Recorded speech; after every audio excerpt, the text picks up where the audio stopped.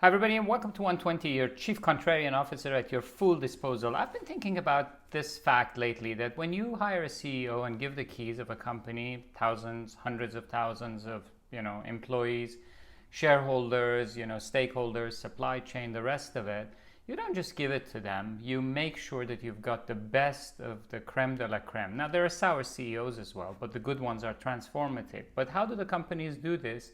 Is by putting and investing time into selecting the best and putting these guys through the personality test from, Hogan profiling to California Psychometric Index to DISC to Myers-Briggs to measure the size of the ego before giving the keys. What happens with leadership? None of that. Bunch of chums from the same schools, the same crowd, same privileges, corridors of fast-tracking incompetency end up in the office. Result? The iceberg that is the iceberg of ego surfaces and pops up, and everybody's like, oh my God, what are we going to do with this? Now, the challenge here is that today we don't have a Carl Jung to come and measure up. I wonder what he would say about the leaders in the office. I mean, the word leader is very sacred in my opinion, and I don't see many of them or hardly any of them around in this day and age in the world we're living in and in the Western Hemisphere in particular. Now, you think about the thinking, feeling, sensing, and intuition that Jung looked at in terms of capacities, capabilities, and character.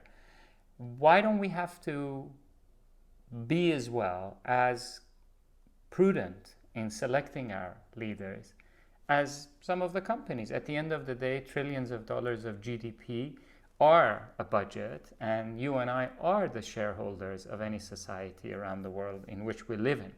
Now, part of the challenge as well is that, West and East and clash and competition. Yet we forget about, stopping and thinking about, ouch, hay fever. And it's the season. Bless you and bless me. And we forget to think about the fact that, hey, East and West are not just competing on the next technology and IP, but it's about human capital development. So how do we stack up? Not talking about just the leaders, not talking about Joe Biden and Xi Jinping. No, forget about that. But what are the, ministers? What is the body of people who are running these governments around the world competing and stacking up together?